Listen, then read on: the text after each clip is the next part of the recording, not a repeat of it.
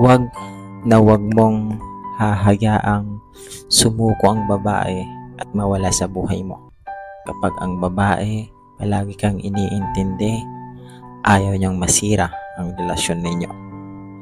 Kapag ang babae ay nagalit pero hindi umiimik, hinahayaan ka niyang ikaw mismo ang makaalam ng maling nagawa mo. Kapag palaging nagpapalambing at nagpapasuyo sa iyo, gusto niyang iparamdam mo sa kanyang mahalaga siya sa buhay mo.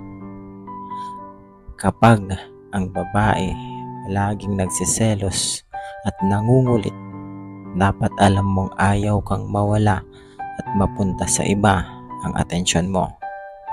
Kaya sa lahat at binaliwala mo, hinayaan mo lang ang babaeng ginagawa lahat para lang mahalin ka. Darating ang araw na magigising iyan sa katotohanan at hindi mo na mararamdaman kasi kusa na yang susuko at lalayo sa'yo. Kaya ingatan mo yung babaeng nasa buhay mo.